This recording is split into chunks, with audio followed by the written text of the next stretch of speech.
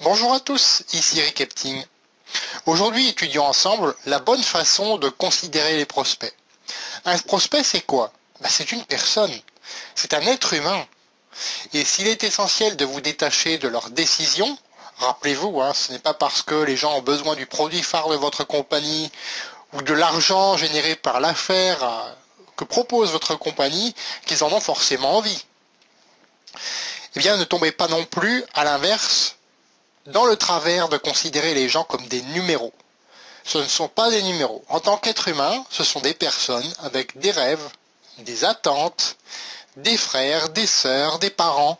Voilà, tout comme vous, tout simplement. Donc rappelez-vous de ceci.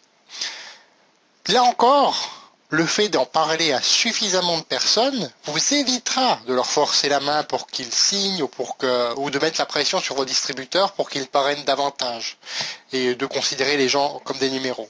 Ça peut paraître paradoxal, mais le fait de parrainer plus de gens vous aidera à ne pas tomber dans ce travers. Notre rôle est de travailler avec eux pour les accompagner vers la réalisation de leurs objectifs à eux, pas les nôtres. Donc, j'ai bien dit travailler avec eux. Attention, attention. Pas de faire les choses, pas de faire le travail pour eux. Retenez bien ceci. Faire le travail à la place des autres, c'est leur voler la possibilité d'être maître de leur destin. Je vais le répéter. Faire le travail à la place des autres, c'est leur voler la possibilité d'être maître de leur destin. En quelque sorte, c'est les empêcher d'être autonomes, tout simplement. Et ce n'est ni bon pour vous, ni bon pour eux. Si leurs objectifs sont plus faibles que les nôtres, à ce moment-là, pour nous, il nous faudra trouver plus de distributeurs pour ne pas dépendre justement de leur vitesse. Alors, repensez au momentum de votre compagnie. Quand votre compagnie est-elle passée en momentum, cette phase de croissance qui fait comme ça? Repensez-y. Et une fois que vous êtes dans ce sentiment, dites-vous bien que vous voulez aussi qu'il y ait du momentum dans votre équipe.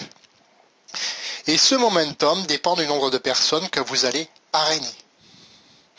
Bien entendu, choisissez d'aider de tout cœur et de faire tout votre possible pour accompagner toute personne qui fonde ses espoirs, sa réussite, ses objectifs dans son activité avec le marketing de réseau. Là oui, vous pouvez être comme un tuteur qui aide cette plante à pousser. Voilà. Et en maintenant cet équilibre, grâce à toutes ces clés que je viens de vous donner, vous pourrez construire un réseau solide et profitable.